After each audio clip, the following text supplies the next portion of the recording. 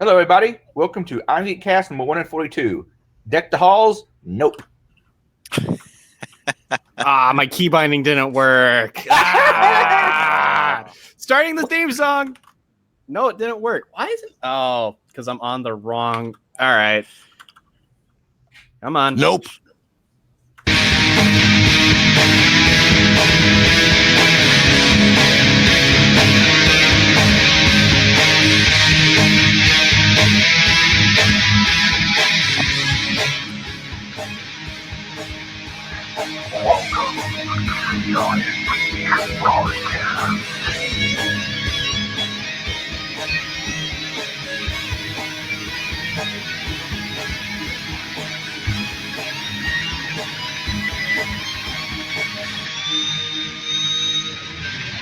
Nope.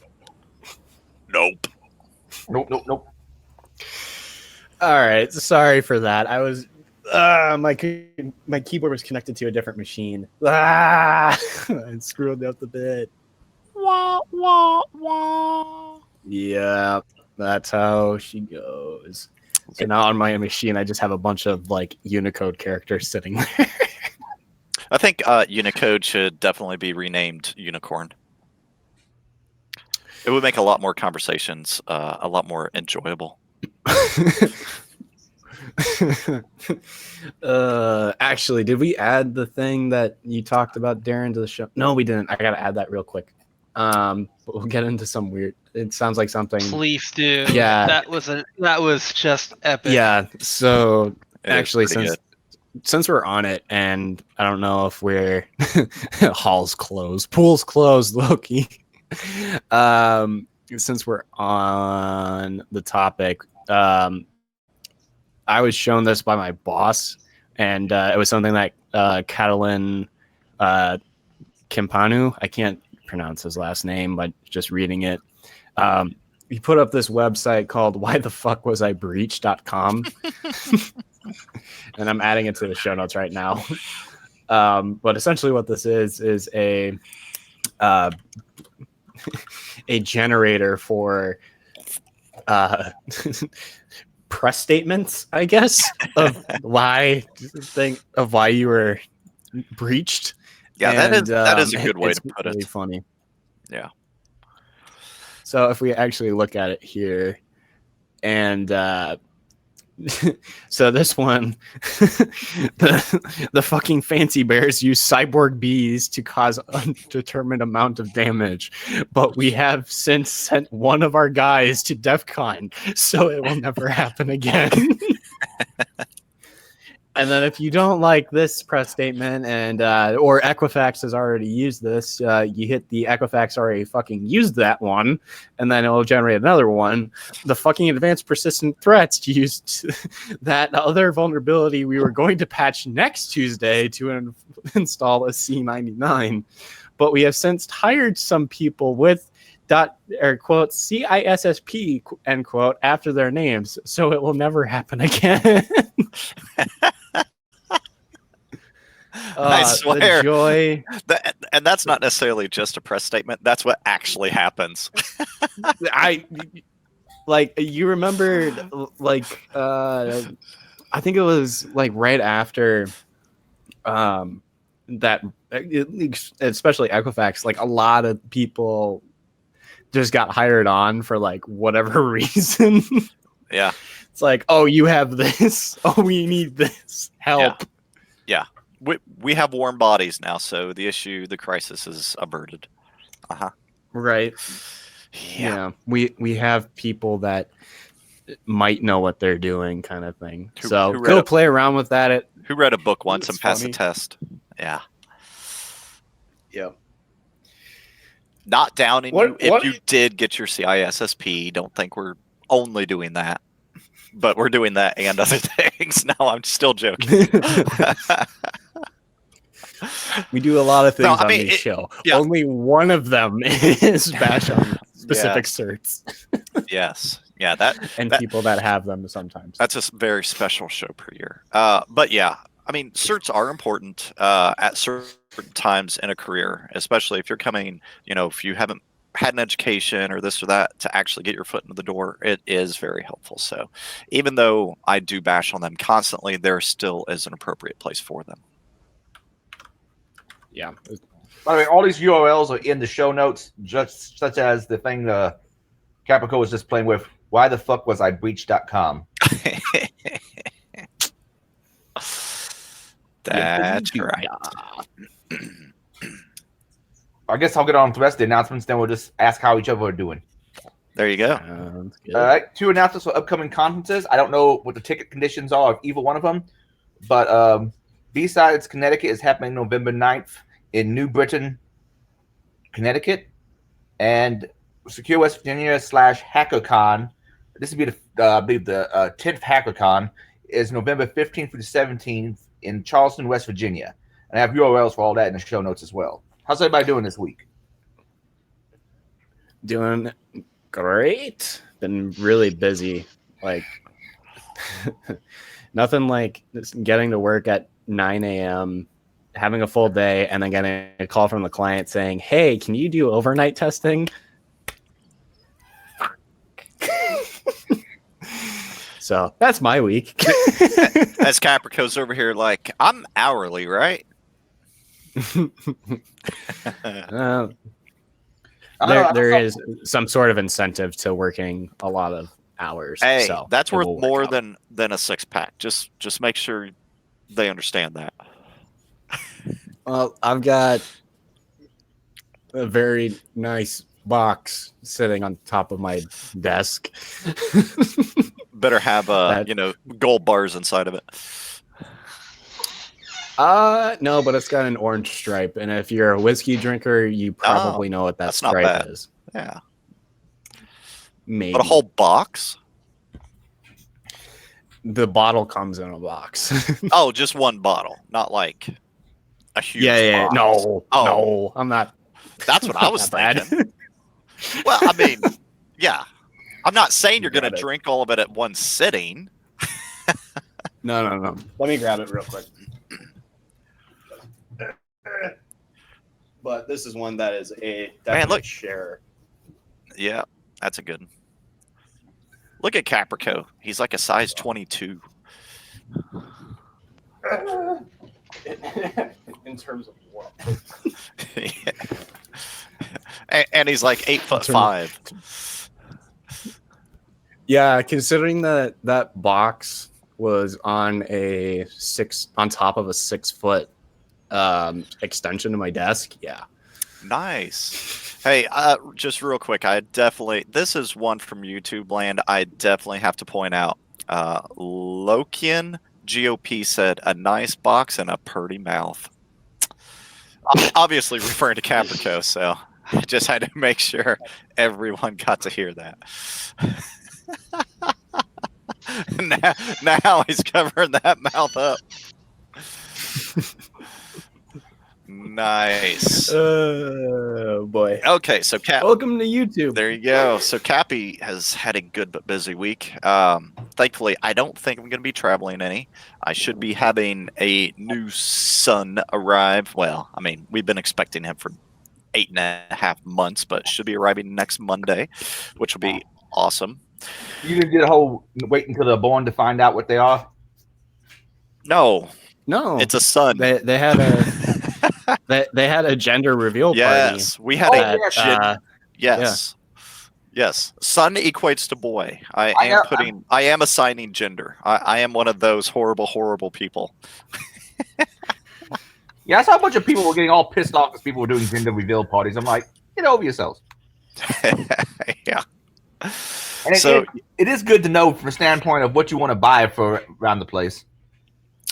Yeah, and for us that means nothing because all that we'll need are like wipes and diapers. I already got tons and stupid amounts of I think Ethan has some clothes that at most he wore one time, at most. So, and there may be even a couple that he didn't get to wear. So there's just tons of stuff and tons of toys. And yes, it is human, or he is human. You know, I do have to say this though. There is a slight niche to it. My wife is Filipino. Be getting her citizenship, hopefully by the end of next year or so. So technically, he's half human, half alien. So just as a FYI, yeah. So Half you're permanent resident alien. so Yes.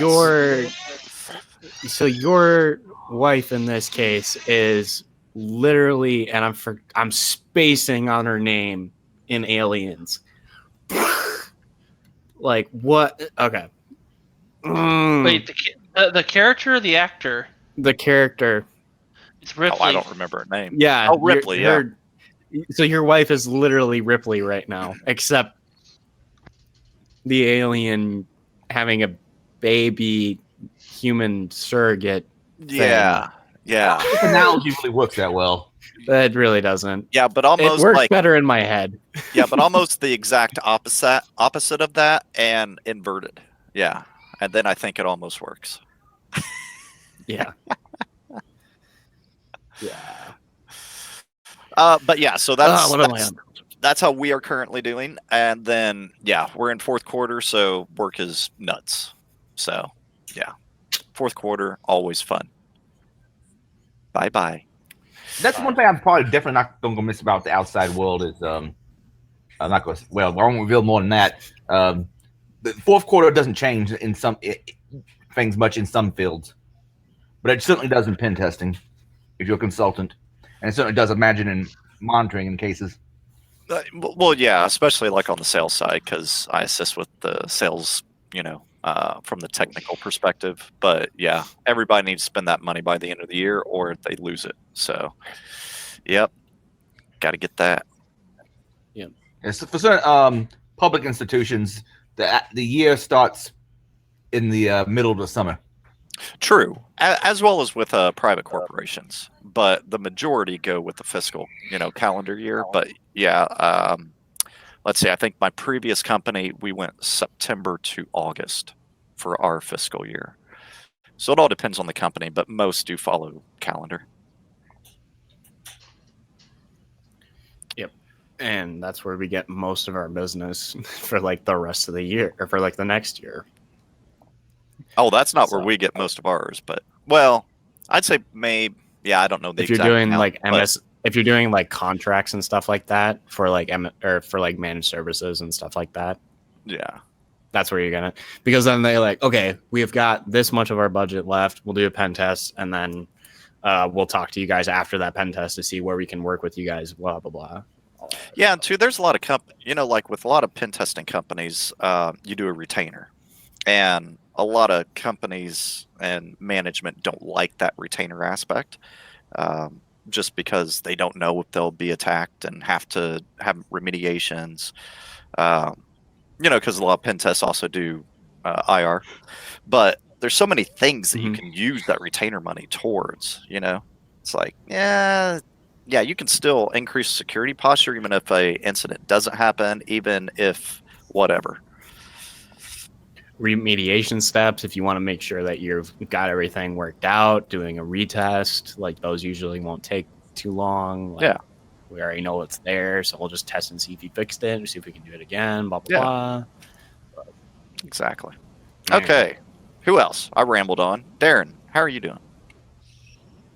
Oh, not too bad. Work is finally letting up a bit, so I have more breathing room, which is nice. Last 3 weeks have been basically constant on at work, so it's been, yeah, work, and then come home and work on the new business, and not much free time. So that's kind of fun. Business is still good. It's still starting. I'm actually probably on the middle of the cast. I'll probably be downstairs in my garage working on the website in front of my work laptop. So that's fun happening there. It looks new from the 90s, but it won't be WordPress, so that's kind of a good thing. Yeah. I was actually at B-Sides DFW on Saturday, and it was actually pretty good. I had some good talks there. I went to all of the OSINT talks in the morning because they were useful. Yeah. Good. So had one guy there who actually ran a talk about PTSD because he used to work for the NSA doing OSINT, and he saw some pretty horrific shit, and yeah, got a little PTSD from it. So something to keep in mind about while you're doing that kind of stuff is watch your mental health. But Yep, that is true. You know, there's a lot of kind of blue teamers that scour the dark web, looking for threat actor groups, trying to infiltrate them and grab malware, do just all kinds of things like that. But yeah, they end up sometimes seeing things that are very disturbing. So yeah, there's a lot of different areas where you can still be affected, kind of indirectly, just due to your regular job. Yep. Yeah. Same goes with like red team and threat hunting. Like you'll break into something and then you see something, you're like, whoa, okay. Put down the keyboard and pick up the phone because there's other things going on here. Yeah. Raul. Trying to figure out what time it is. I've just finished my. Well, I'm always seeming to get off of a plane and being somewhere. I've just finished the Caribbean and North American circuit. Went from here in PR up to Kentucky, to Colorado, and back down here. So, and then during all that, the daylight savings time change happened. So I'm a little bit out of it right now. I was up in your neck of the woods, Israel. I connect through Cincinnati, or not Cincinnati. Well, I do sometimes in Cincinnati, through Columbus a lot. And no message, no nothing. Just, hey, I was dude, there. I'm telling you, if I have a long layover there sometime, or I'm just actually driving up there to catch it, I'll have to give you a holler. See, but yeah, no, I absolutely will. But yeah, I just got back down here. I believe it was Saturday. So, and they don't do daylight savings time here. So. But I'm having to adjust to all the other stuff I deal with, which is, in Eastern time and then in Central time. And they do honor daylight savings time. So it's, as you can imagine, it is sucked ass. You're like, now. Oh, my God. Pretty much. Yeah, that can pretty much go away. Yeah, the whole, work ending at 5 and having 20 minutes of daylight left and going to have even less than that here soon. That just sucks. Yeah, I know. It's aggravating. I think it was light out like a week ago when I did that last time. Well, yeah, there was that whole daylight savings time thing. Yeah, but we fell back, so I should have more. But we are farther away from the sun or something. Closer, I have no clue about any of it. I have my windows blacked out. I got curtains over them. I don't know if it's day or night outside. Doesn't matter to me until I actually step outside. Normally that's just to smoke. And then like if I step out right now, you're going to hear all the cokies and all the frogs. That's right. Wait, was that cokeheads or cokies? Cokies. It's a type of frog. Here, I'll step outside, and I guarantee you can hear them because I know you have before. Oh yeah. Do you hear them? Oh yeah. Yep, they're here. They're active. It's dark out. Do you have like mosquitoes?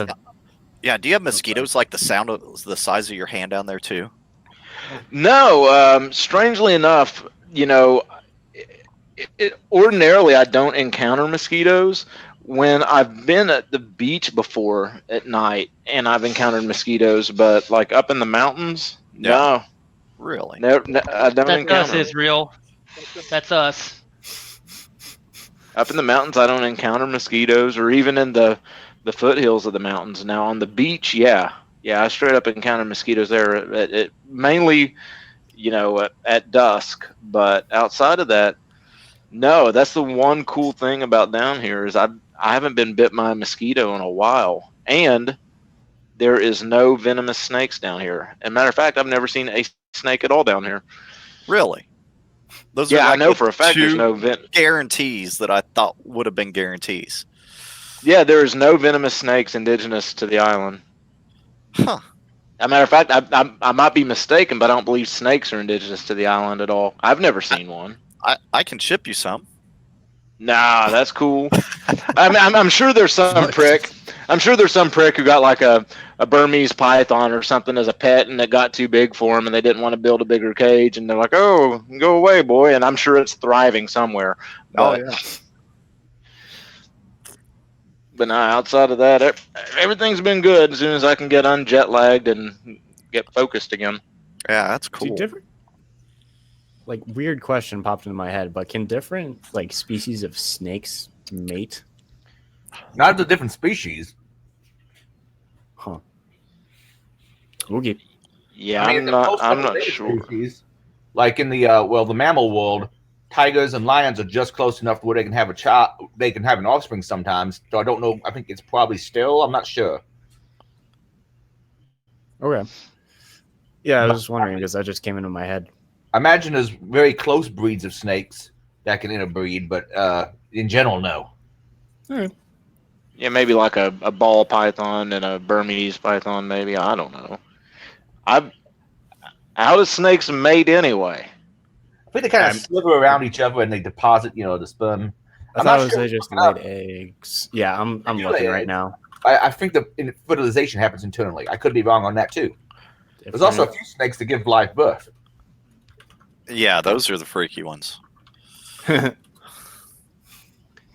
rouse snakes breed with other snakes? However, when they are similar enough to. And what's really more interesting is the sex life of a what is it called, a clownfish. Let's just say Finding Nemo. If they did it accurately to how it is in the real world, it would have been really weird. I'm intrigued now, Adrian. Well, here's the way it works. If there's no female around, the largest male becomes a female, and the next largest male takes over the duties of insemination. So it's like prison. Yeah, so basically Nemo's dad would have turned to his mother, or would turn into a female clownfish, and the mating would begin. Oh. And like I said, it would be weird. Messed up. Or just a new black Finding Daddy. Well, a lot of reptiles do. A lot of reptiles do that too. It's we're talking about turning the frogs gay. That was a thing. Yeah. It's, some That's an species of amphibian. frogs will change gender and sex based upon the distribution between the two genders. Also, apparently, atrazine can set it off in some species. That's a pollutant. Fun. So to answer the question that originally got us onto it, there are some snakes that can interbreed. The hybrids that we do know of include bull snakes, king snakes, pythons, and garter snakes. So python is actually it's a hybrid. So according to the United States Geological Survey, some of the Burmese pythons living in Florida Everglades actually have Indian python DNA, meaning the two species must have naturally interbred at some point. And garter snakes are actually hybrids as well, which is interesting. Huh. Learn The something more you new. know. I really should have that soundbite ready and queued up. Yes, you should, for as much as weird stuff comes up. Yeah, but Nope. Okay. Perfect. All right. So got through announcements. Now it's time for the breach report. Man, I am off my game today. So first one is actually one that I put in that I came across because I thought it was interesting. Well, not interesting. Interesting company got hacked. Is that like in vitro fertilization, IVF, or like IVF, in vitro or fertilization. in vitro? Yeah, but that's what it does stand for. Yes. So Okay. Monash or Monish, but that I don't know how to exactly pronounce this company's name. IVF group hacked phishing emails sent to patients. So the fertility business Monash IVF group has had its internal email servers hacked, but has not made any public announcement about it yet, other than it's been hacked, I guess. The company, which has connections to fertility clinics in New South Wales, Queensland, Victoria, Tasmania, South Australia, and the Northern Territory.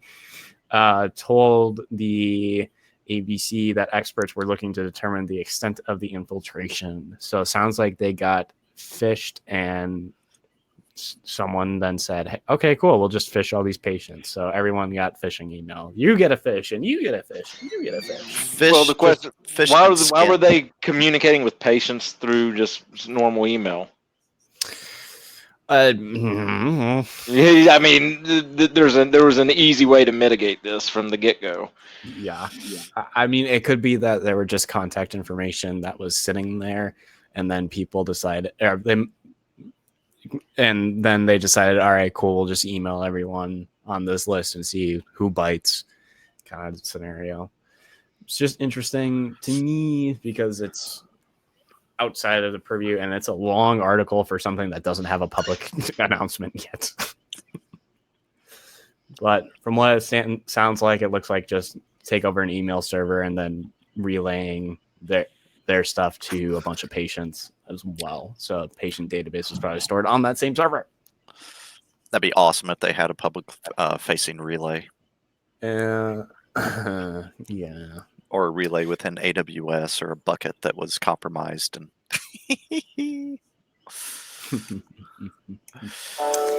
okay, next up we have Las Cruces. I don't know how you pronounce that. Public schools shut down due to ransomware. Article didn't go like deep into how the ransomware originally attacked. But they did report, and this was as of, I think, the 29th, so last like Thursday or so, maybe. Yeah, that they were infected with ransomware. They did notify Mexico State University, I think it was, New Mexico State University. And apparently they had almost like site-to-site connection potentially. So I think they shut that down. They also, well, like internally shut that down so it wouldn't affect New Mexico State, and then also advised everyone at New Mexico State not to open anything from any email coming from the school district. So sounds like another phishing attack. Most likely phishing and then dropper. Yeah, most likely. And last up on the breach report, we have a breach at Network Solutions, register.com and web.com. You know, have any of you guys ever heard of any of those? I've heard of web.com. Network Solutions is also huge. Register.com is massive. Like big registrars. But yeah, web.com was, I think, the first to announce it, but October 16th, they determined third-party gained unauthorized access to a limited number of its computer systems in late August 2019. So 2 months for them to detect. Account information may have been accessed. No credit card data was compromised. But yeah, they were hit. And in the same way, I think web.com is directly associated to the other two companies. And so that's why they were also included here. Okay. Yeah. Both Network Solutions and Register.com are owned by Web. So, and Network Solutions is now the world's 5th largest domain name registrar, with almost 7 million domains, and they said stable. I don't know if that is a technical term. If it is, I've never heard that before. I hope that's just a Brian Krebs terminology. Stable. Yeah. And then register.com has about 1.7 million domains. So, and it's stable. And it's stable. Yeah. Hopefully they're down south and not getting cold, all those poor horsies. Because domains are like horses. You just let them go. Yeah. You got to buy a horse from that ranch. And then when you buy that horse, you can throw all your shit on top of it. Wow. And then you can make it pull stuff and serve stuff up to your clients, all this other shit. Yeah, this is by far the first time I've ever thought of, stable being in an article such as this. So, And a That's, horse domain analogy. yeah. Poor one. A very poor horse domain analogy. My goodness, that is so bad. Okay. I know what I'm registering Let's now, hit- though. Domainstable.com. Stabledomain.com. Yeah, stable domain. I like that one just a little bit more. All right. Real short on the breach report tonight, but that's all good because Yeah, last week we had like 1,000, so I was like, that was 2 weeks worth of research. So vulnerability of the week, fucking laser sites. Did you guys see this past week? I think it was this past week, like on the weekend or something. This dropped. I did, yes. Okay, so I'm gonna share my screen real I just saw it today. Yeah, so this is awesome.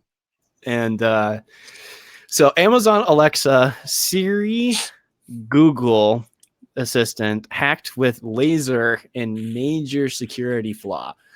So if you don't know what any of these are, okay, whatever. But if you have one of these in your house, essentially what this vulnerability or this attack entails is a laser pointed at with a telescope that then trains in on your device here, that then does a specific wave pattern that then tells the device, hey, hey Google, do this.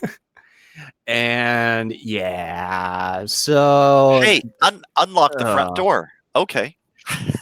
Like this one is it's a demo. Make sure that actually plays here. So these guys are actually saying to Google, Google, open up the garage, just by sending that laser to it that is shown here, using an oscilloscope and modulating that on the microphone port and it opens the garage. Which is awesome. Oh, so what have we learned here today? Take your paper towel, cardboard from the inside, take 2 or 3 of them, slit them, make a little canister out of it, and put it over all your devices. Well, actually, that wouldn't really work in this case, actually. That should disrupt the laser enough, right? Because it's still line of sight. It has to have line of sight to the device, I would imagine. It would, but here's the other thing too. The reason that this works is because sound waves sound is just vibrations within the air, and when you talk to a Google Assistant or whatever, and I'm hoping my phone doesn't come back on, which it just did. When you say whatever phrase to interface with your device, you're sending a sound wave that can then gets translated into binary so that the machine understands it and blah, blah, blah. Lasers are the same way. So what they're doing here is they're emulating the sound wave, using the laser really quickly, and then the computer that's on the inside of these devices takes that information in. The reason why I think even putting a cardboard box over it might not work is because that wave still might be able to travel through on a level that we can't visually see. I'm wondering how easy it would be to punch through this kind of any sort of barriers or whatever and all that fun stuff. Because it does work through windows and stuff like that as well. But yeah, I mean, and they've tested this on Google Home, the Mini, Echoes, Dots, the Spot, Facebook's Portal, FireCube, iPhone, an iPad, all this stuff. They've gotten all of this stuff to work where they've been able to emulate it with a laser. Yeah, that is very cool. I'd like to see if it could, because I don't think without line of sight that it could, though. Yeah, because I think they would have a hard time. Yeah, because voice goes out, whereas whenever they're doing it with a laser, it actually has to have that line of sight, or else the microphone's not going to be able to pick up on it, right? Because the laser beam has to touch it at some point, because that's where those sound waves or mimic sound waves are occurring. So I think at some point it has to have line of sight, whether it be mirrors and it, bounce off and finally hit it, or actually, true line of sight. Right. The other thing that you could do, and this is if it would work, would be if you just threw out like using a SDR antenna or something like that. Just throw out a massive broadcast to like a bunch of different Google homes or whatever, and just watch all of the garage doors open up in your building. That would actually be kind of funny. Yeah. Welcome to the internet of shit, where all of a sudden everyone's garage door is opening and closing and no one knows why. Yeah, imagine war driving that. Like, that would be very fun. You know what else? Going through the burbs. Yeah. Oh, you guys can't see what I was doing with my hands. No, But we yeah. can't. That's probably a good thing. Now, I know the military and law enforcement it's not with a laser, but they've done some experiments with directional acoustics to where they could actually send a voice to specific like threat actors in a crowd during a riot and things like that at a very long range. And you could be standing to the side of it and not hear it, but whoever it was aimed at would be able to hear the commands being issued to them. I wonder how technology like that could be used to exploit it, but I don't think that goes through glass. I don't know. I've never used that technology. I know it exists, but I watched a video on it's the military has this, right? yeah, the military and Okay. riot police have been using it. And All right, the Kingsmen. Yeah. So in, I think it was like 2007 or something, there was this show on TV called Future Weapons, and they did a segment on like prototypes of this. They also did a segment on the prototype of the Predator drone, which then was put into service like a year later, which I thought was like, oh wow, they got that done real fast. But it looked like it was something that needed to be put on top of like a Humvee. Is this the same kind of thing that we're talking about here? Yeah, Okay. and I know when they were initially doing it, they were very, very large. But from my understanding, they've gotten smaller now. But I mean, still not to where you're carrying them around in your pocket or anything. Yeah. From I carry it in my wallet. Chat. From Teammaker in chat, they have listened in with lasers, and he says he's also had the chance to play with the microwave device, which is basically what it does. It's this giant antenna that just emits microwaves out, and Pocket. Yeah, if you're standing there, like within the field of range, like your ears will pop. Like you will like you can rupture eardrums with that thing. It is nuts. It also is meant for a crowd control kind of situation, or yeah, some sort of non-lethal solution. But I mean, tinnitus is a thing. But yeah. I could see it being used somehow in a similar manner. Yeah, I mean, if it can emit a microwave, it can emit because microwaves are at a higher frequency, correct? Yeah, microwaves are at a higher frequency. Yeah, Even so Wi-Fi is considered in the microwave field. Yeah, so you would just have to drop it down to audible frequencies and then start playing stuff. And since it's a giant thing that can emit a ton of input power, but you're only emitting at a certain frequency, it can get really loud in a very narrow direction. You know, it makes me wonder too, because humans can only hear between certain frequencies. I wonder if Alexa and Google and all these will listen for frequencies that are outside of what humans actually say. And if you could have something say something, you know, and it still be able to receive that and understand it. Still be a full Wouldn't regular that be sound wave, how? you know, like how their dogs can hear and everything outside of ranges that we can. So have it in a range outside of Mhm. what a human can hear and comprehend. I wonder if the devices still pick that up and react to it. Process it. Yeah. Wouldn't that be? And crap, I just forgot I lost my train of thought. Find it quick. Stand up and sit back down.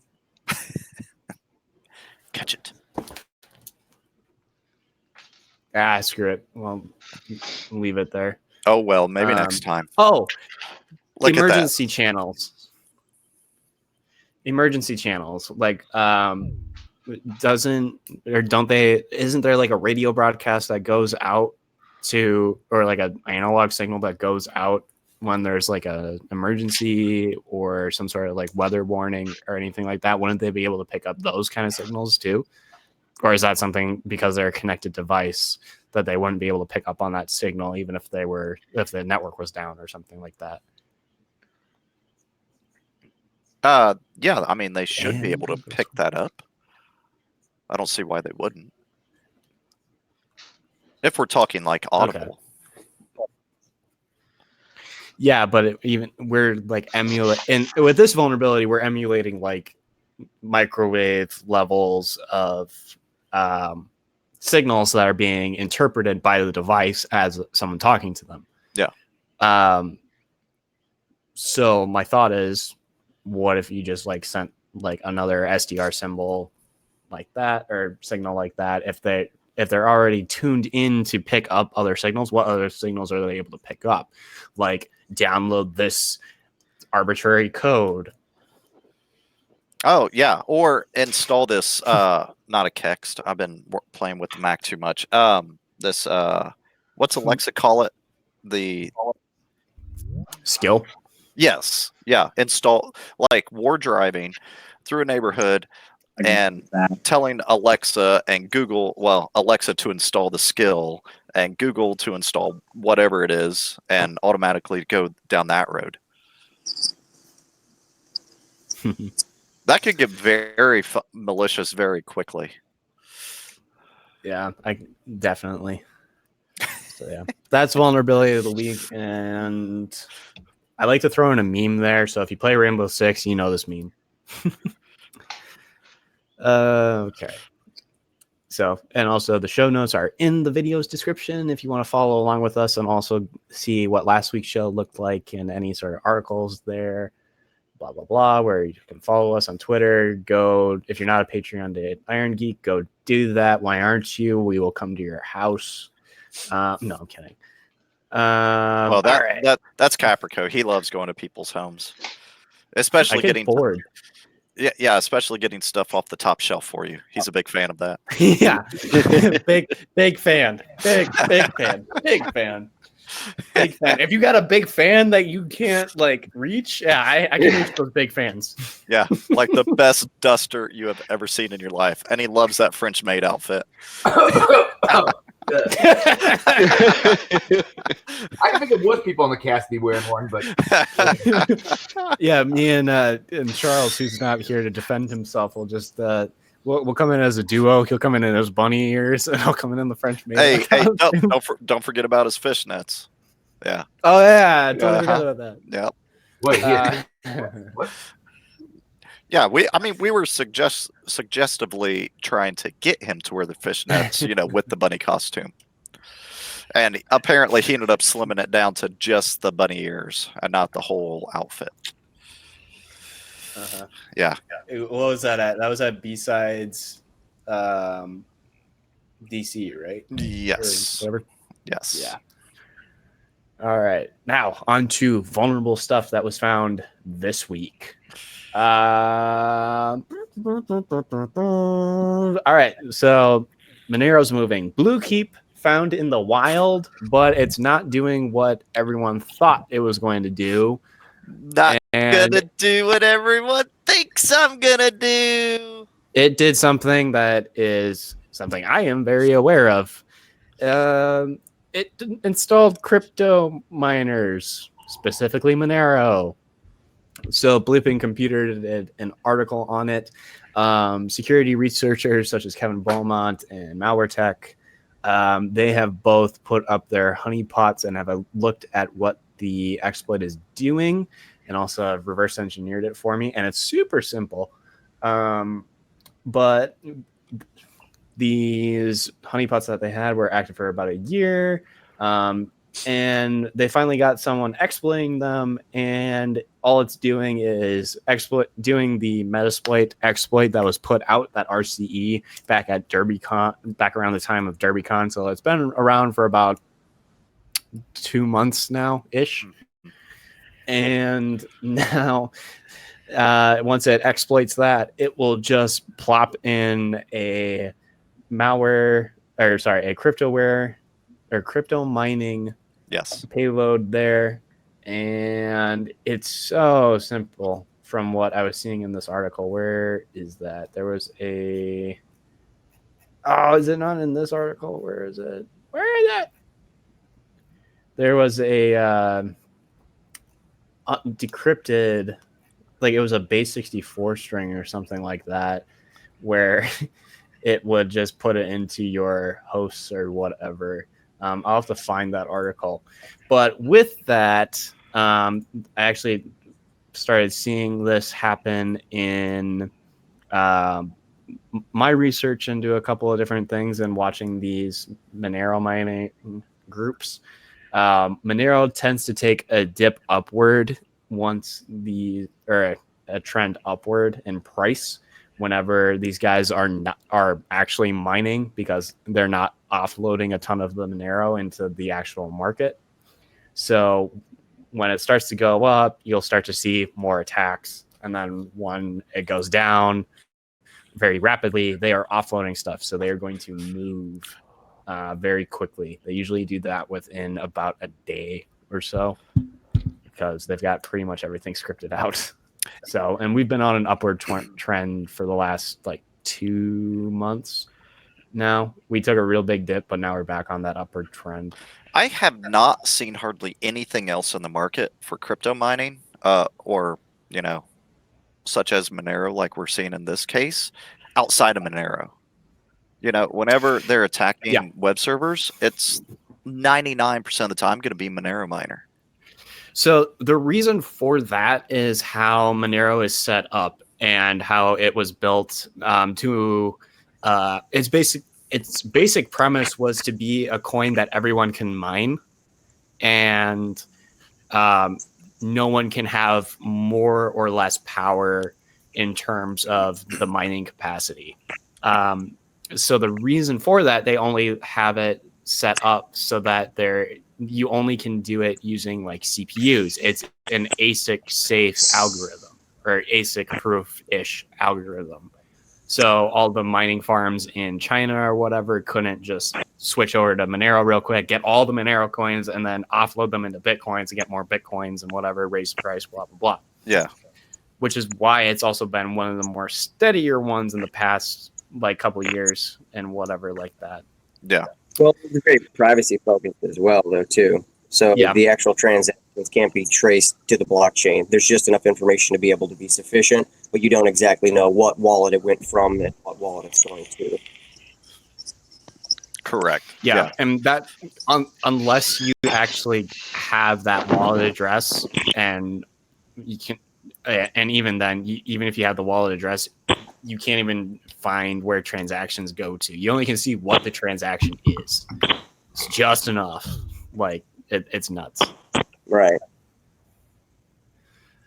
So yeah, that's fun. So I figured out where everyone left, because I saw a significant drop in the amount of Docker botnets that were out there right after DerbyCon. So a bunch of them just went, okay, cool, quit out of this. I'm going to go write a blue key exploit. 2 months. Took them 2 months, man. 2 months to write something where they were just like the basis of it is the Metasploit module. So have fun with that, guys. Like you guys get to feel my pain for the last like 8-9 months now. Yeah, I mean, but to remember that we're not lessening the potential impact of it though either, right?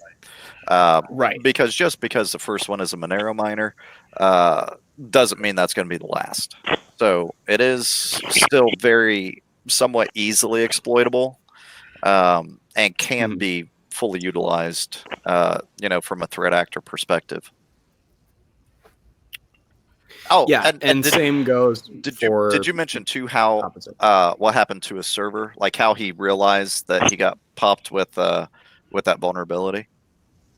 Didn't it crash the server? Yes, and so that's what it does on a like an up-to-date system. An older system that's still fully vulnerable to it, can be exploited, but a up-to-date system, it will crash the server out. So if you start seeing web servers all of a sudden start crashing, decent chance you're potentially under attack. And they're trying to find one. Not even just web servers. If you're running anything externally with RDP. Exactly. And odds are, if they're the same person, the same people that I've been watching, they're not gonna check. They're just gonna throw everything. Yeah, throw everything. Throw a wide net and hope you get a few. Right. Yep. So that was close to being vulnerability of the week. I actually found like the code that was there, and it just does a base64 encoded command that is insanely easy to find, which also lines up with a couple of things that I've been seeing in the Docker world where they like to obfuscate their code. Yeah, that's so obfuscated.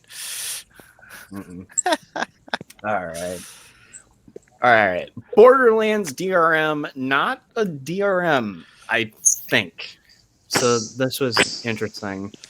So a new vulnerability was spotted in the Epic Game Store system by William Worrell of CCN. Said this allows users to work around the system security to access the game without owning it, which means that when you open up your launcher and then you try to open up the game, and that's how it should work. You only should be able to open it by using that certain launcher in terms of the Epic Games stuff. With Steam, there's shortcuts, but that shortcut is still gonna, and I think with Epic too, that shortcut still goes to Steam and says, hey, open up this game. Steam has to boot up and then run, make sure that you actually own this game, all that other fun stuff. The issue here was this is kind of what you would see back in the way back early 2000s. Yeah, I was going to say, like, this is what I used to do back in the day all the time. Where you'd have like DRM crackers and whatever and stuff like that. Yeah, before DRM was even that big of a thing. Mm-hmm. Yeah. So before you had to like input like your license key or anything like that, you just had like a physical disk. Like you could just copy that disk over. This is essentially that same kind of concept where if you own Borderlands and then you copy all the game files and all the executables and give them to a friend and have them install it or just run it, they will actually be able to run the game and play the game. So it's not exactly a DRM because it doesn't work. So, and Borderlands 3, it being on the Epic Game Store is actually a major thing for Epic Games at this point, because that's one of the first big flagship games that they wanted to put out on there, and it is not going well because it's on that launcher. Also, at the same time, Epic Games is in the midst of a class action lawsuit for another security flaw that was in its security measures. In this class action lawsuit filed against the firm, it is accused of neglect This is in light of the account breaches that compromise the data of their users, and I believe that happened earlier this year. And to put that into perspective, Epic is also or Epic Games is also the perpetrators of Fortnite, so they serve up all of those players' information. Yeah, it's bad. Is all that means. Fortnite. WhatsApp versus Fortnite. Fortnite. That's that funny dance game. Nah, I just don't care for Fortnite in general. It could have been so much cooler, but they tapped out and just decided to copy things. I have a lot of gripes about the gaming industry in terms of how they treat devs, and so we'll just leave it at that. WhatsApp versus India. Big Bai is watching. Bum, bum, bum. And Bai is brother in Hindi. So, WhatsApp vulnerability advisory is back after Pegasus spyware scandal. The advisory warned against security implications of WhatsApp. The Pegasus spyware came to light this month, and then the Indian government is upset with WhatsApp. Oh boy. So from what I can gather from this article, just because it was really interesting to be like, okay, why is India mad at them? So this computer emergency response team, or CERT-IN, their website is back now. The advisory, so apparently they posted this advisory saying that there was a flaw in WhatsApp that people could spy on your messages and whatever. And then it subsequently went down. So in May 2019, the time when WhatsApp claimed to have upgraded its security and stopped the Pegasus attack earlier this year, the messaging app could be exploited by an attacker simply by making a voice call. So you would get a call, and then it would get like your information, your different messages and whatever. So CERT India warned WhatsApp of the vulnerability and blah, blah, blah. And then it suddenly went down. And then WhatsApp eventually accused them, after it all went down, accused the Indian government of using it to spy on their own citizens, it looks like. Cool. So then now it's back up and now everything's fine. It's like, hold on a second. What? So you guys found this vulnerability. India was probably already aware. The government was probably already aware of it, spying on people. Then you guys take it down. Then WhatsApp gets mad because you guys took it. What's going on? So it seems like a Big Brother scenario. And yeah, if you ever have watched Elliot Allerson's or Elliot Allerson on Twitter at F Society and seen what he's done to some of the security of the government and how some of the fallout has come out from that. Yeah, this isn't out of the realm of possibilities of a Big Brother kind of scenario, at least with WhatsApp, because it's weird. Nice. So they have targeted journalists, activists, academia, among others, in terms of the spyware that has been put on some of the phones through WhatsApp. All right. So, Israel, I think you put this one on here. Plant malware via NFC. I did, but do you want to hit it? Yeah. So, Android bug lets hackers plant malware via NFC beaming. So this was published Sunday, I think. No, yeah, Saturday. This weekend. Sunday. So yeah.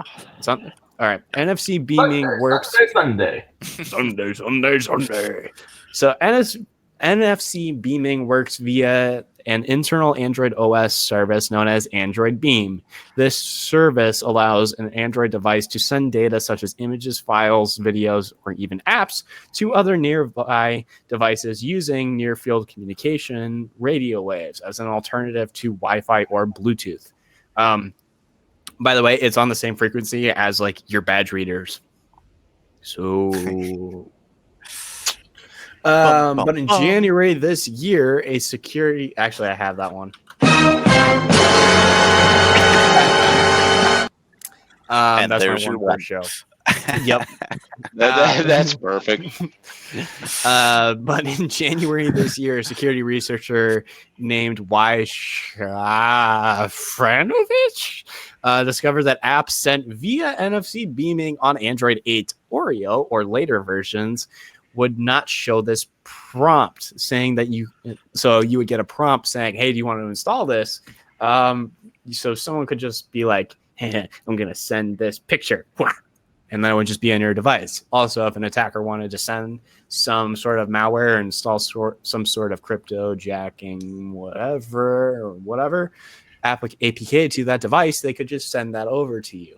And yeah, so using NFC. So,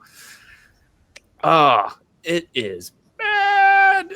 So, The auto installs when sent over NFC. Yep. You're kidding. Yeah, on Oreo 8 on Android 8 Oreo and later, apparently. However, many millions of users remain at risk if users have the NFC service and the Android Beam service enabled. A nearby attacker could plant malware, in this case, malicious applications, on their phones. So since no prompt is required for an install from an unknown source, tapping the notification starts and malicious apps installation. Yeah. So how to protect yourself? There's no good news. There's good news and bad news. Bad news is that the NFC feature is enabled by default on mostly all newly sold devices. Many Android smartphones owners may not even be aware that NFC is enabled or even a thing right now. Yep. The good news is that NFC connections are initiated only when two devices are put near each other within a distance of 4 centimeters or 1.5 inches. So about that far apart. Like you would actually have two phones. Where's my other phone? Or as I see all these people walking around with their phone in the rear pocket, you know? Yeah. So you would need to do something like this. You would need to be within about this far of a distance between your phone. Like you could just set it down, have it load it, and then walk away. Like it's not like if you set your phone out and you leave that phone unattended, or you just see someone pass over your phone, it doesn't take a whole lot to do that. And or embed it in a wireless charger. Or you could do that too. The other thing that you could also do, and I've seen this done, and a friend of mine has this up there, but there's an example that I'll bring up here. Ooh, that would be awesome. Embedding it at a wireless charger and like selling those to cafes and Starbucks and everywhere like that. Yeah. So mass produce it. Yeah. So I actually have one of these on my desk. He actually gave me one of these. But he has a bunch of these little cards, like business cards that have NFC chips inside of them that will just go ahead, and if you have NFC on, you'll just put that onto the device or onto your phone and it will do that. Now that is actually the same phone that I have as my personal phone right now. So yeah, he's actually shown me a couple of instances where he's been able to put malware or different applications or have them go to sites that have interesting scripts on them, all that kind of stuff. So even then, it doesn't take a whole lot of time for you to go ahead and exploit someone using this or get exploited by this. So things to do: turn NFC off. If you're not using it, turn it off. We actually had a couple of my friends when I was in Europe. In Europe, NFC is everywhere. Like you have NFC in your chips or in your cards. in your phone and in your phone. They also have a lot more of the infrastructure set around that in terms of payments. So if you don't want to lose your credit card information and you're living in Europe and watching the show for some reason because it is really freaking late right now,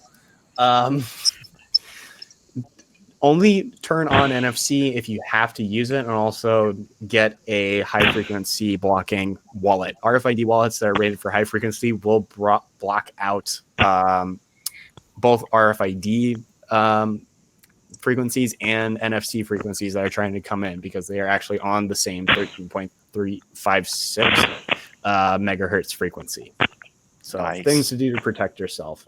Faraday cages or Faraday wallets work if they are rated that high. I need to find one that is rated that high for an example, which I will do now.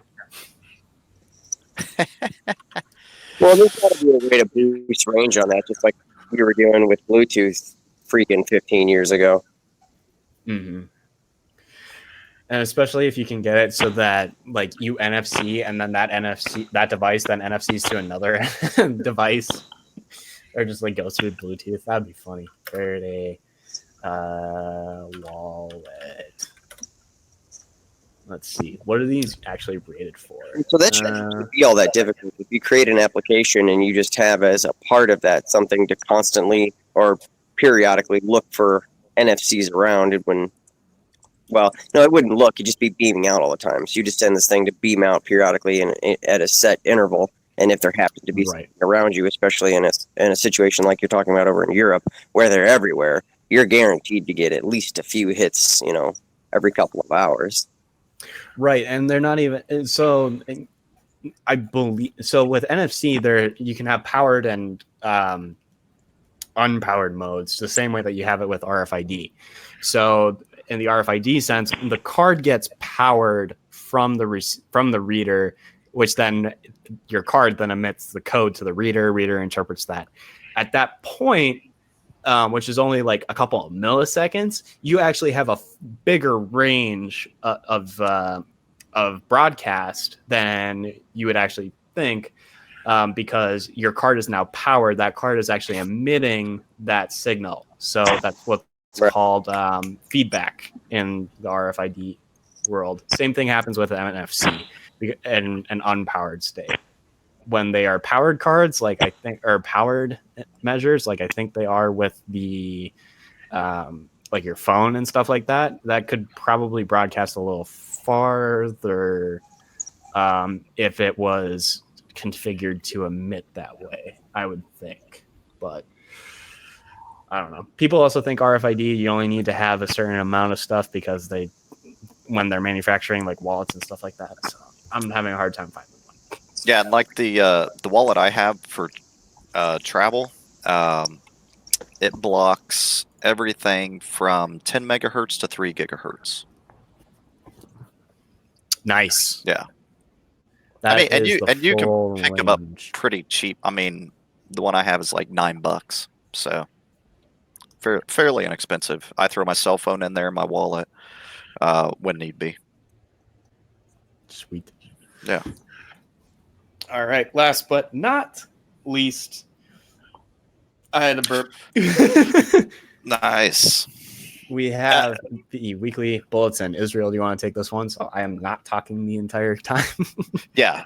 Just same. We throw it on here every week as a benefit. If you're a network admin, sysadmin, a security admin, if you oversee any systems or are just curious, CISA publishes out the weekly bulletin.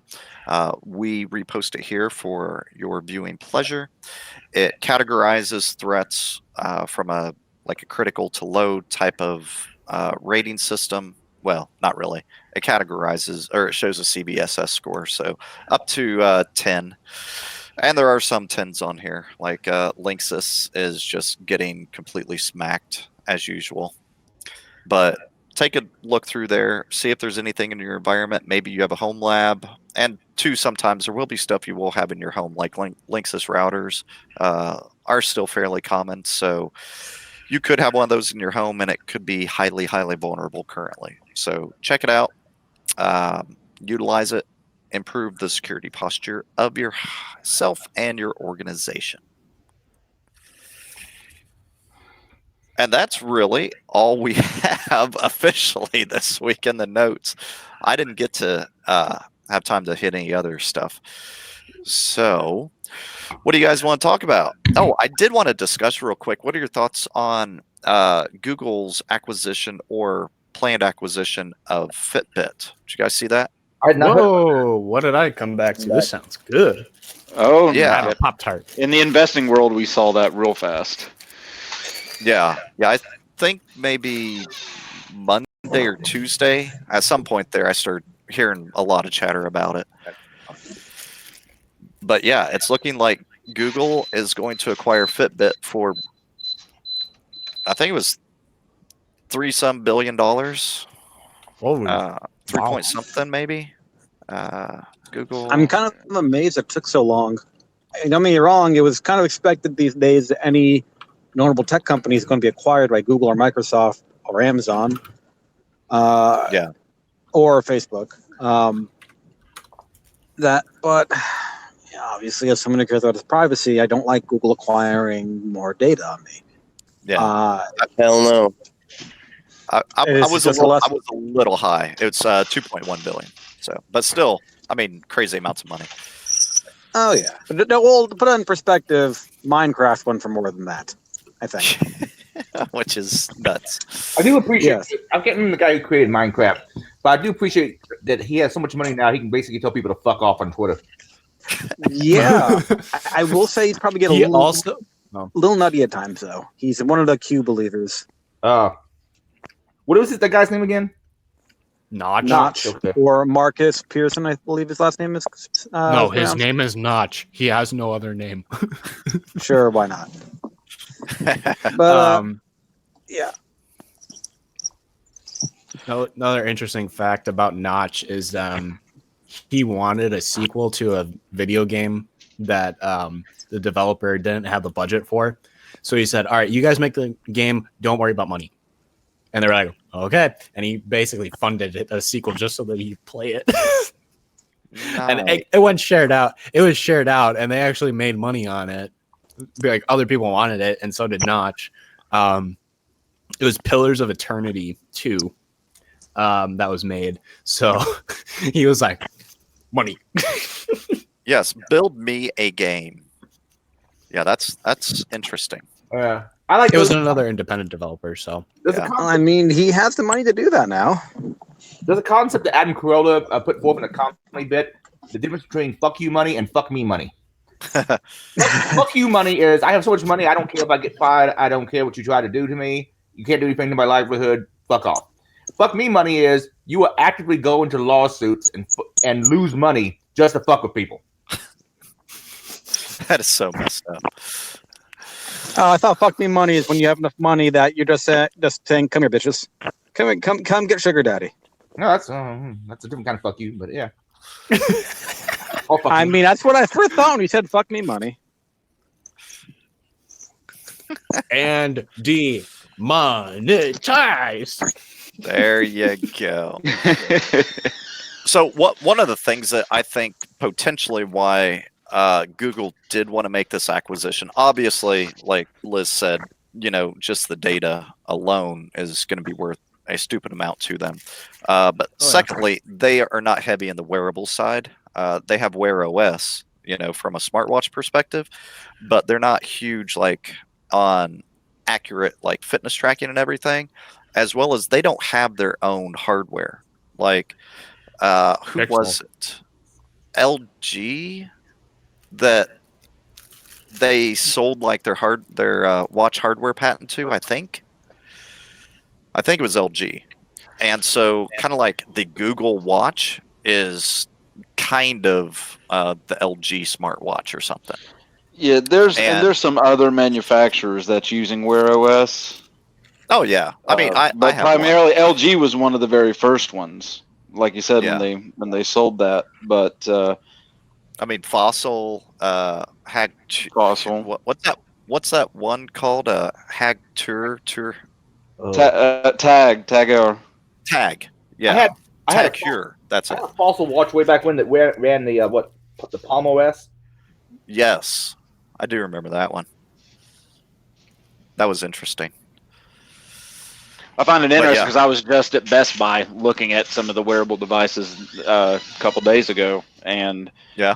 I'm a Galaxy guy with Samsung, and really, Samsung and Apple seems to be dominating when it comes to ones that are tied to a specific OS. Google Wear just really doesn't seem to have taken off to me. And now a lot of people wear Fitbits and they got their Garmin fitness ones too. I guess it really depends on what you're wanting to use one for. But looking at Fitbit's press release that they actually did about the acquisition is they did say that they're going to remain platform agnostic. So I don't believe they're going to be putting Google Wear on Fitbit devices anytime soon. That's not their intent. And that was the thing that potentially, I think they could potentially take some of the Fitbit tech and adopt it into the Google Wear side.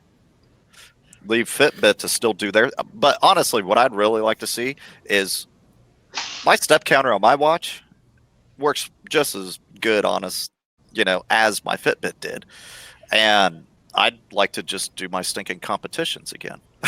But I can't do that unless I wear a Fitbit. Oh, I like this line in the press release too.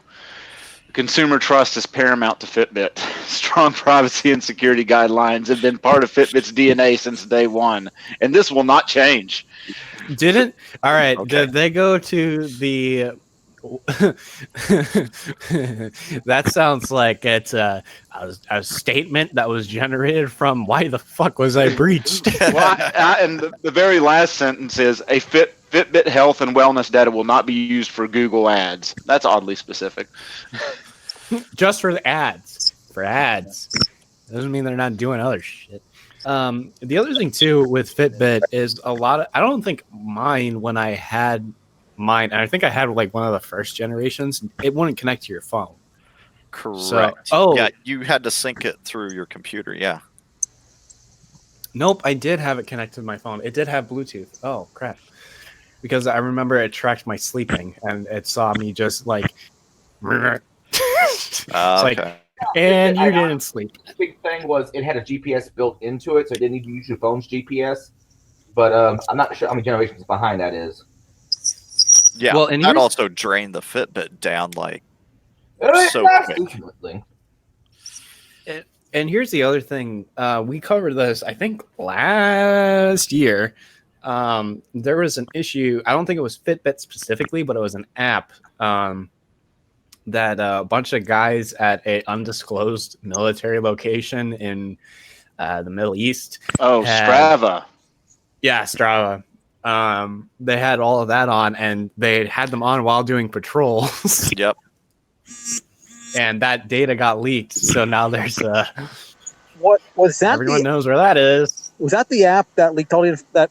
There were multiple fitness apps that had their data leaked online. Like, I remember reading a news report saying all around the world, these military bases locations were effectively disclosed. You can see here these are known U.S. military bases, and there's your patrol routes, and there was more than that was disclosed. But in general, I'm just a little bit surprised. The military is like, sure, deployed troops, you can use GPS-enabled stuff that beams out your location to a third party while you're on patrol. Yeah, directive went out after that. The issue is that it wasn't enforced well enough.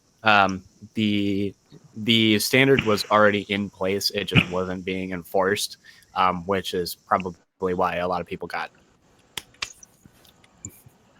So, yeah. All right. Well, and troops aren't supposed to be putting half the shit they do on social media either, but.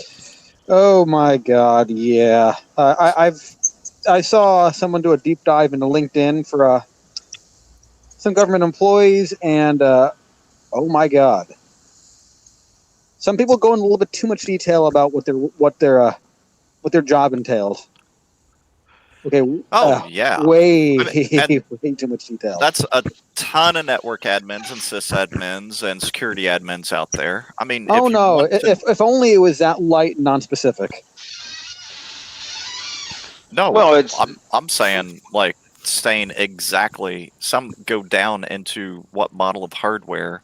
I supported 15 DL 820s, and we had a Cisco ASA in the specific. I mean, I've seen the craziest stuff out there. It's like, holy crap. No, Well, it's guys, not even the guys. technical side. I mean, you got just grunts, non-technical people out there putting pictures out on social media. I mean, an OSINT scavenger hunt, Oh yeah. And it's like the people that was uploading the data to Strava and everything. They weren't necessarily technically minded troops or anything like that. It's all this goes back to the whole campaign they had like during World War II, loose lips sink ships. But now we have a lot more ways to have loose lips. Yeah. Yeah, a lot more ways of sharing it. Yeah.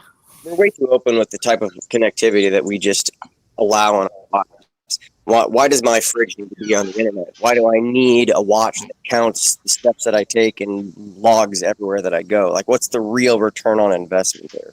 What are you actually gaining for the amount of risk you're opening yourself up to? Yeah, I mean, and too, like, if it's staying local, like, that's not bad. But if it is intercepted, what is that risk? Well, and if it even stays local, because how much I mean, we were just talking about a potentially warmable NFC vulnerability right now for malware. Oh, yeah. So if I'm able to bounce that all across the countryside, well, your local data is not local anymore. Oh, by the way, did any of you introduce themselves to you guys? No. Who are you? No. Yeah, hey guys, I'm Enigma. I think he's fellow Gista right now, but. Oh, okay, cool. Well, welcome to the show, Enigma. Nice to meet you. Yeah, thanks, appreciate it. So far, you and I are on the exact same page. All right, have any of you looked seriously into the Librem 5 phone? I think we talked about it. Like, did you throw that up on YouTube here like 2 weeks ago? I didn't know. Oh, yeah, because somebody threw that on there. We did. Like a couple weeks. It's expensive, but it did look very interesting. Yeah, it's not too terribly bad as far as phones go. They've started shipping the first revisions of it, and they've got several different revisions planned that are coming out in terms of like case refinement and upgrades and things like that as it's rolled out. But they have actually started shipping, and it looks like a pretty promising platform. Obviously, it's brand new, so it's not going to be as slick as your Galaxies are today. But the level of privacy and the Free Software Foundation certification that it's got, and they've got plans in the future to integrate seamlessly with Monero for payments, and I mean, it seems like a really fantastic platform. So like, I'm behind it. I backed the project. I'll get one. I wanted one of the later revision ones because I wanted some of the kinks worked out before I got mine. So I'll have mine first quarter of next year. Okay. And once I get get all of the stuff that I need either written myself or integrated and figured out, I'll start moving over my family and anybody and everybody that I can, because the ability to be able to have the control over your data and not just be a wide open book for anybody who just to take an interest in you, I think is critical to for our ability to remain a free society. If somebody's got all your data, they have all the control over you they need, and that's an incredibly dangerous thing that we don't take as seriously as we should. Yeah, because it's definitely a interesting, platform. Yeah. Now, from like a security perspective, what are they doing? Are they wrapping another layer around? I'm assuming it's still like a basic Android phone, but are they wrapping another layer outside of that, almost like a firewall? Yeah, so it's not. Instead of like the Linux kernel with the Java stack on top, the way that Android's built, this is literally like a fully functional Linux handset. Yes. Basically an ARM Linux computer. You can buy the kits with like a keyboard and mouse and monitor, and with the whole thing. It will do desktop replacement first. Okay, cool. But it's using an Intel, and they're going back as far as they can functionally break the Minos stuff that's in the Intel management stuff. You know what I mean? That's like baked into the CPUs. Yeah. They're going back and reverse engineering as much of that as they can, disabling as many of the binary blobs, so there's no closed source software that's running on it. There's a tiny piece of that's still left that they haven't been able to completely remove, because if they do, the CPU stops functioning. But for the most part, it's been disabled. And for the Intel management engine to function, you need 3 core components anyway, along with the full set of functionality that's integrated into the CPU. And the only component in that is the CPU, and it's been gutted significantly. But I mean, they publish all of their hardware schematics. All the software is open source. It's freely audited. Like I said, Free Software Foundation has certified it. That's ridiculous. If you know anything about the guy who runs that that organization, he is a cell phone nihilist. You know what I mean? Like, the guy is not about him at all. So for his foundation to certify a cell phone, especially a smartphone, that says a lot right there. The CEO's put out a lot of his philosophy behind it. They've been making privacy-centered laptops for years, and he's got, I think he said, like 2 daughters or whatever, and they're getting to the age where like they're going to want cell phones and stuff. And he's, they're asking him for cell phones, and he's thinking, what the hell am I going to give my kids? Like, I'm not going to give my daughter one of these like spy bricks. You know what I mean? Like, what do we do here? And he just started kind of mulling that over and thinking about it. And this was, years ago. And this is kind of where this has been the fruit of that labor endeavor. Yeah. So what's cool about this too, especially because we had an incident last week where a client asked us to purge data off of something, and they eventually just said, no, just give us the SIM card or whatever, or not the SIM card, the SD card that I was on, and break it. And it was a weird situation. It wasn't warranted. It was a pain. It was already on an encrypted drive. It was all this other stuff. But for me as a consultant, and also someone just maybe working for a different company, having this as like your company phone, where you can literally, and someone who's managing this with any sort of like MDM or whatever that comes out of these kind of phones, where they're completely unlocked essentially. Yeah. And they're not, or they're basically just a computer, and not neutered in any way, or at least in terms of manageability or maintenance. Having that in place of, like, you can encrypt your drive, like having an encrypted LVM drive, like that is so cool to me that this is a thing, because, and then whatever data that you want to have on it, you whatever, and it's encrypted. If you lose your phone, that it's there. That is awesome. Yeah, it's fantastic, and it's got hardware kill switches. So if you want the microphone and the camera to be off, flip the switch. It's off. Doesn't matter. You could have, the thing could be loaded with custom malware targeting you specifically. You flip that switch, it's off. The baseband, the baseband and the network card is it the baseband and the CPU? I think there's physical separation between them. Yeah, it is. It's the baseband and the CPU, I believe, or the date, maybe the data. No, the baseband is the data modem.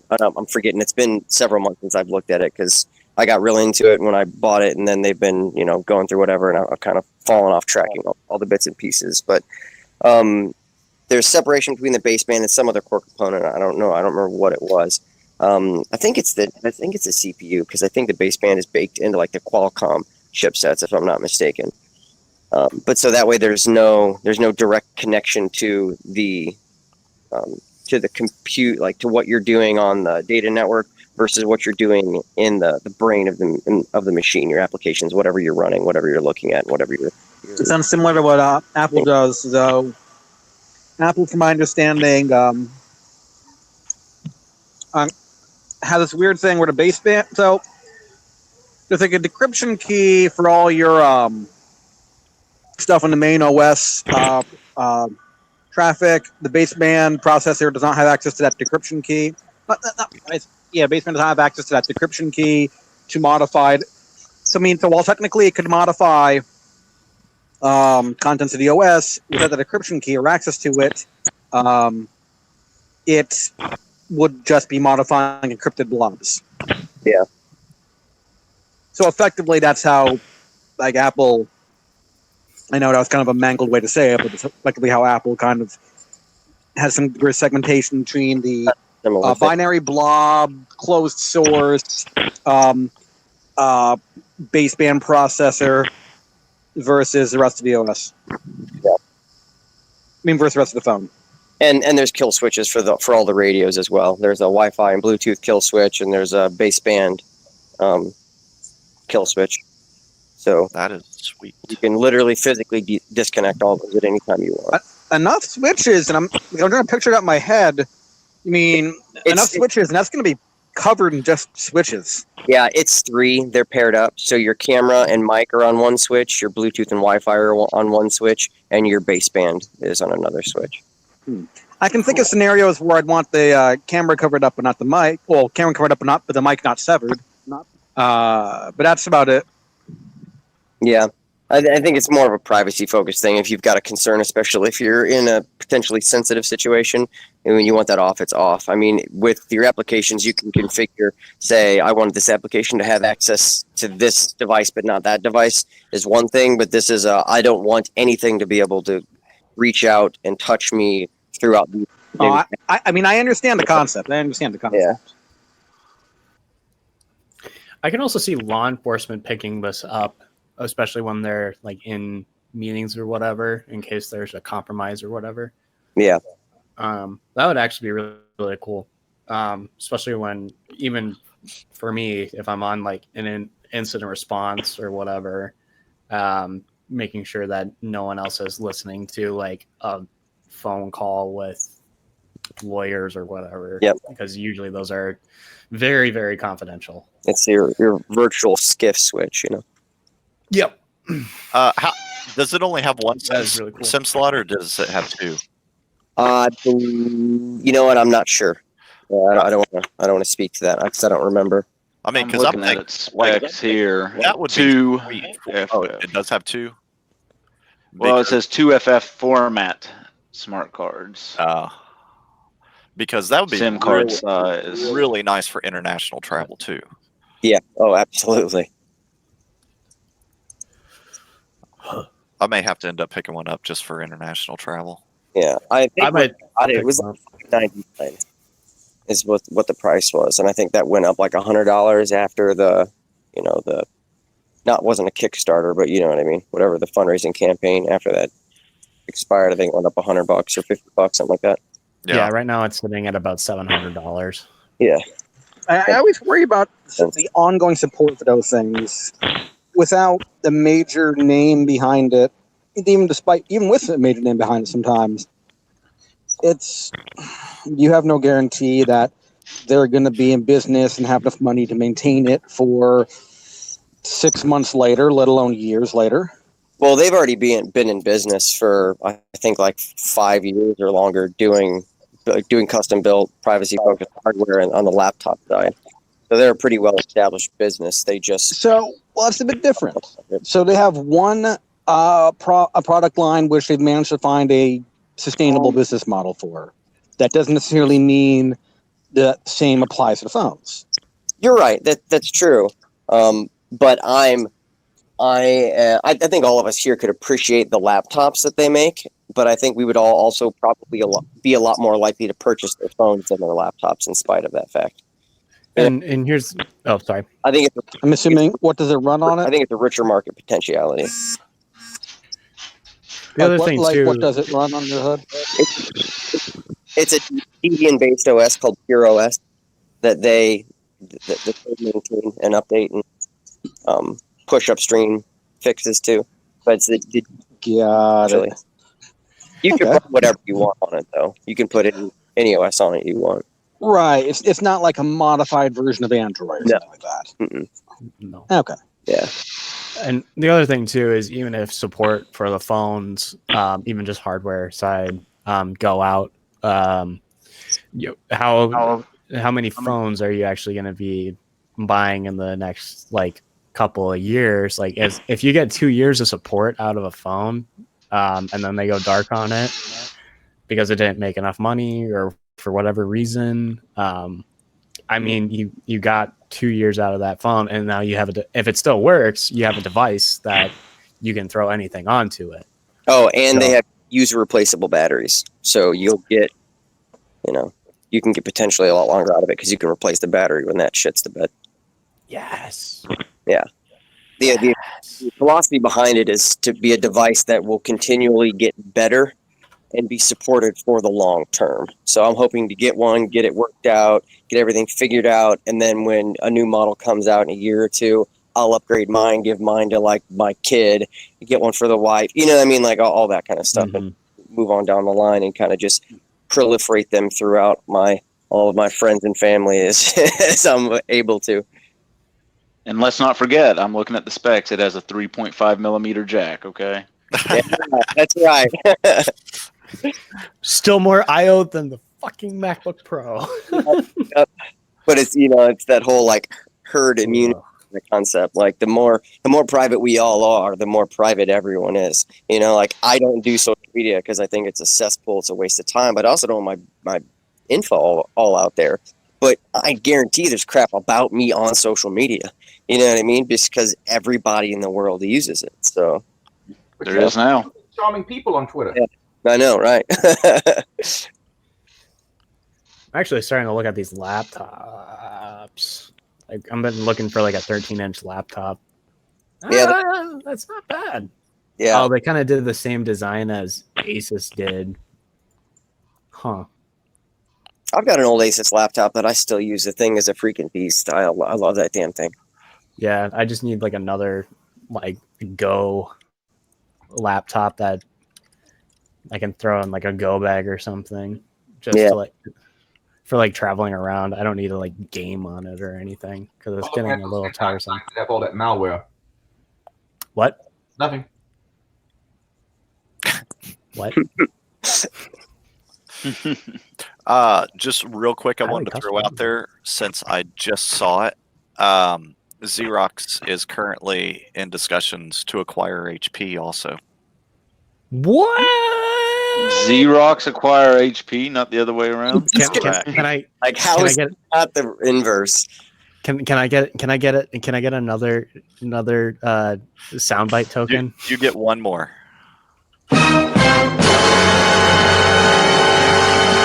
There you go. I just posted the TechCrunch article over.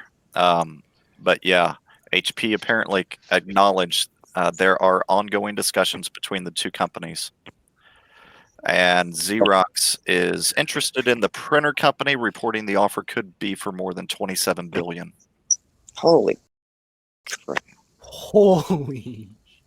Wow. For printers, that's ink goes dry. You just throw it out and buy a new one. Yeah. Well, I mean, that is their business model. You know, they dropped the price of the printer so low and they started chipping their ink cartridges. So, and they got in a lot of trouble due to that. They got in trouble for it. Yeah. But yeah, that was what they were trying to do for a long time, and successfully did it until they got sued.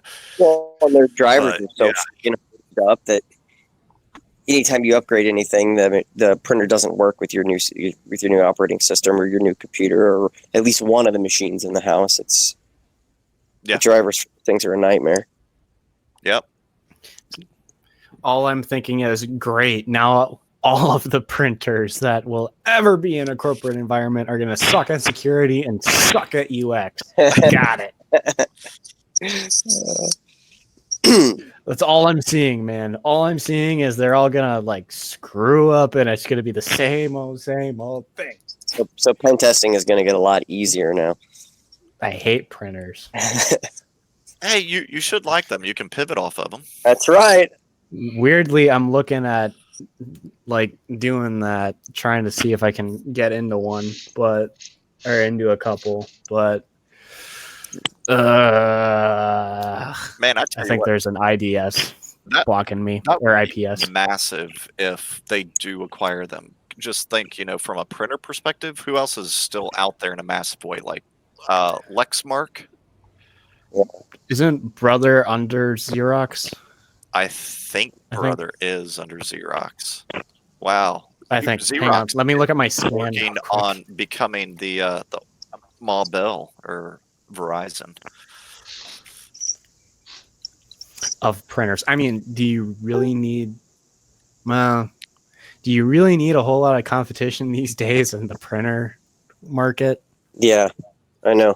Who's printing things for the most part, I mean, unless you're doing like specialty printing, like you're doing like brochures and stuff like that, that's where you need like big stuff. But Xerox, I think, owns Brother, and Brother is the it's like the market leader in terms of like high quality prints. Like if you go and you get like a bunch of printers like pictures printed out for like posters and all that other stuff, or even printing like banners for conventions and stuff like that. Those printers are usually made by like Brother, I think. I haven't seen one that's not. From just my quick search, it looks like Brother is still independent. Oh, okay. My bad. Yeah.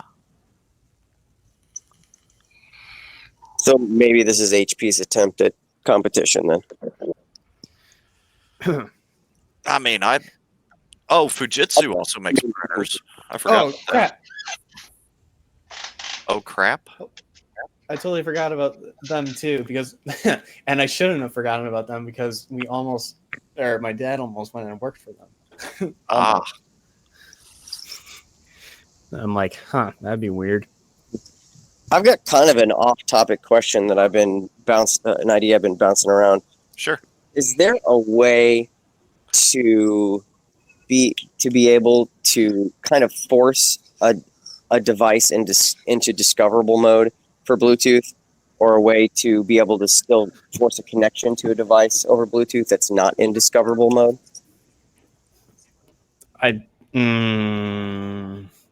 Like turning the Bluetooth functionality actually on? Or are we talking like it's already on? Yeah, it's already on, but just not in discoverable mode. Outside of getting like an Ubertooth 1, is there a way to do that? Or back up. Is there even a way to do that with like an Ubertooth? Not without I'm just thinking existing vulnerability being in place that you could exploit. Okay. So wasn't there one called it's not something like with a hidden Wi-Fi network where you can just shoot a DOS packet to it and see the SSID. There's no way to kind of unmask. I mean, with Kismet, you can pick up different signals that are and have it track different Bluetooth signals, even the ones that are like not discoverable, I think, because they'll just show up as a MAC address. I'm not sure if that's the same kind of thing, but I know you can track it with Kismet. So that should then, if you have the MAC address of it, is there a way then to manually initiate a pairing with a Bluetooth device if you have the MAC address? Yes. Yeah.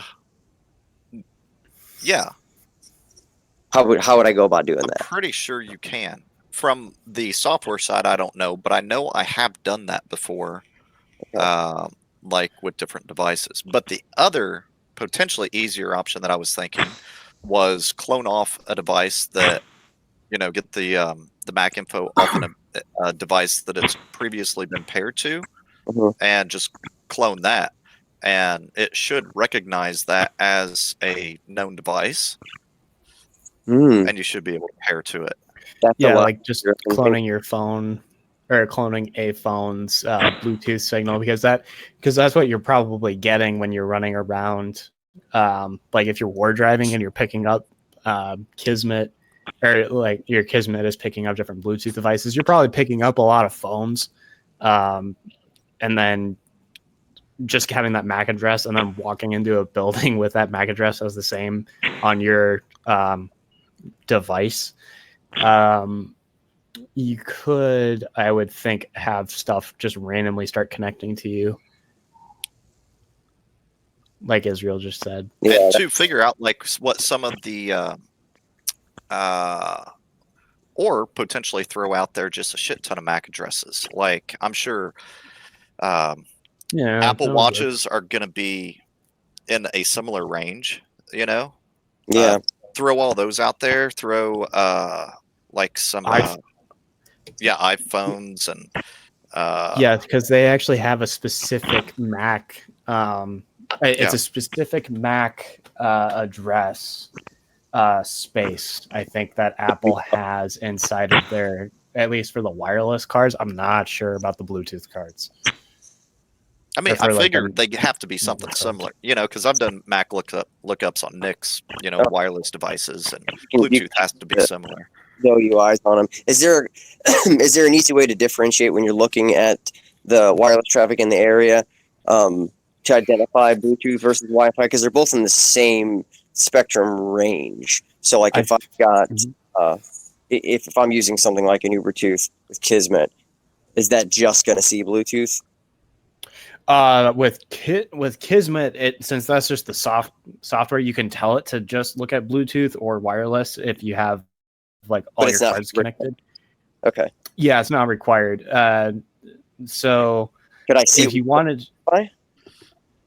Sorry, go for it. Could I see it with just the Wi-Fi NIC? Do I need to get a specialty Bluetooth device to? So you would need to have a antenna. So even just what Kismet will do is it will actually take your Bluetooth antenna and it will start tracking and logging whatever devices are within range of that antenna via Bluetooth. And same goes for like if you have like an alpha card set up. Yeah. Or I think an Ubertooth would probably work with it. I don't know for sure. Because I don't have an Ubertooth yet. Yeah. But I would believe it's kind of the same way as if you were to like set up Kismet to use GPS stuff, which is kind of the reason that I use it. Show kind of a heat map. Now, I do have a question in regard to that. You know how the Athros chipset is awesome for, you know, sniffing and everything. Mm-hmm. Is there something similar on the Bluetooth side, or that, like you said, have an antenna? Is there external, like pluggable Bluetooth that's better? You know, like having an Athros for what? You know, is there something similar on the Bluetooth side? Question. I think the Ubertooth would be like the easy answer. You don't know. Yeah, I think Ubertooth is probably your best bet. Yeah, I think Ubertooth is probably the best bet there. In terms of, I think the range that you would get, I don't think you would have a significant increase. It would still be inherent on what the device's range is in comparison to you. So you would still need to move around a lot still. But it would just be like war driving, but you're blue driving. Well, and I think you can connect different antennas to the Ubertooth. It's not a static antenna. You know, you can connect whatever you want to it. Yeah, let me just put this Yagi. I know. I'm thinking. But I think that is so. Could I just use Mac Changer on the Bluetooth device just the same way I would on a wireless card? I think so, but I don't know if Mac Changer actually can change the Bluetooth. I haven't used Mac Changer a whole lot.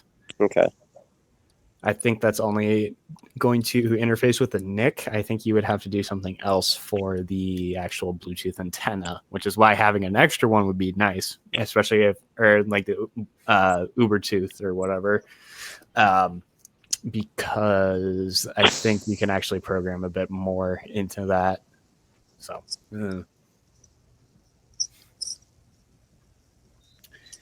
But interesting question. I actually have kind of wondered that a little bit myself. That would be interesting to go into the actual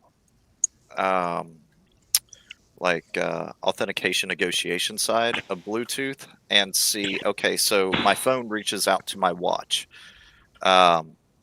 Where does that contact initiate from? Is it on the phone, scanning, looking, and seeing something within range, and then being able to reply back with, I guess you wouldn't be able to reply back with whatever the phone is necessarily looking for.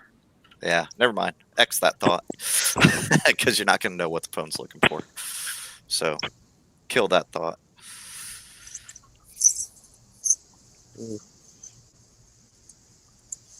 Well, it might be a fair question because if you think about it, on the Wi-Fi side, routers are advertising, and clients are beaconing out for known SSIDs as well. So it could potentially go both ways in the Bluetooth space. Yeah. Yep. For sure. But even then, on the receiving side, you're not going to know what that phone is looking for. You may know that it's looking at you and seeing you, but not know exactly which Mac, it is potentially leveraging you against. That's why I was thinking, be able to emulate and just throw out, 100,000 MAC addresses, in a very short time span, and one of them potentially, yeah. Yeah. I mean, I think in an engagement scenario, just looking at what's around, if you can see some Bluetooth Macs around, if Mac Changer or something similar will work, spoof your Bluetooth Mac to that, and then you either have to wait for that other device to get farther away or to leave, so that via race condition you're now able to connect to it preferentially or at all. Yeah. And then now you're paired. But is there a way to? And I know there's not technically specifically this, but is there an analogous DOF for the Bluetooth side? Is there a way to knock somebody off of Bluetooth? Oh, well, yeah. I mean, that's just signal jamming. That would be the easiest part. Well, Throwing so many packets towards it that it just can't handle it. I mean, selectively. Like, would I be able to throw packets to a specific MAC address and not to the Bluetooth device that they're connecting to? So, like in the Wi-Fi space, I can send DOF packets through an access point to a specific client on that network, not just them all. Oh, yeah. I was thinking like straight wirelessly there. Maybe. Is there a way to hit a specific Bluetooth MAC in the area so I can, with one Bluetooth device, I'm flooding this MAC over here with nonsense so that it's not connecting to the device, and then with my other Bluetooth device, I'm spoofing their MAC so then I can then connect to that device. Yeah, that could be viable. Like, I think you could potentially pull that one off. Okay. If I get this figured out, I'm probably going to code it into a project of mine. That'd be sweet. Yeah, I did a tool called AT-AT a couple of years ago that I presented at ShowMeCon. It's basically just whenever I find new stuff that's working out really well and helpful, I just code it into there. Just why have to? If I don't touch it for 3 months, why go have to look at notes? Just pull it up and not have to learn something twice. Yeah. Nice.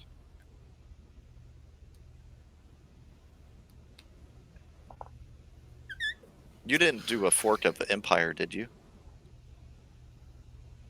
No, I just integrated the functionality for Empire via the API. Oh, okay.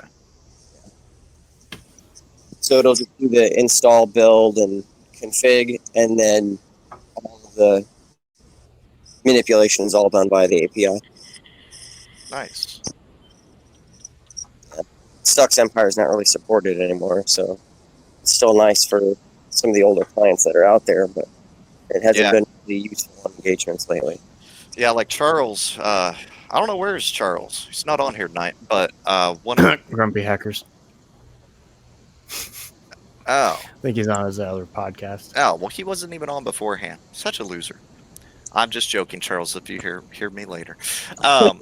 But I think Charles actually, one of his coworkers, is this right, Nate? Or Caprico? Yep. Sorry. Was one of the creators of Empire. No, not quite. He was the maintainer. Oh, or he's okay. So if you had a pull request or whatever, he was the guy that was maintaining stuff and also making sure that everything really worked together. But yeah, his handle is Reverse Shell on Twitter. Yeah, he actually jumped on one of my coding streams. That was funny. But yeah, he put out a blog talking about maintaining it and why they were stopping it, because at this point, PowerShell's like, if you're not monitoring it, you're just asking to get hacked, I guess. Which sucks, because that's a lot of our tools. That was a big part, at least, of our tool set. And now we're having to do a lot of stuff using PowerShell, but doing a lot of stuff via like .NET Core and whatever like that, because now .NET Core is everywhere. It is, and I mean, it's nice. It's cross-platform, so yeah. I've messed with some of the C# replacements for some of the old PowerShell functionality, but not any of the .NET stuff. I mean, essentially, it's the same ish thing. Yeah. It's just C# that is able to run pretty much on any device. As I am trying to Bloodhound recon everything at the moment. So can C. Yeah. I mean, assembly just works on everything. See? Why don't you just write your shit in assembly? Yep. Get to it. It's such a user-friendly interface, or language. Yeah, let me just jump to T1 for some fucking reason. I'm starting to get stuff. Sorry, I ran a Bloodhound script, and now I'm starting to see a bunch of different stuff. That's like the Bloodhound gang. Yep. Bloodhound gang. What? OS 1.0? What? What am I looking at? Anytime I try to put an ingester on any like Win 10 boxes anymore, AV just nabs it. Mm-hmm. Go and just completely gut Defender and AMZ off a box to even have a hope of getting a Bloodhound ingester on there.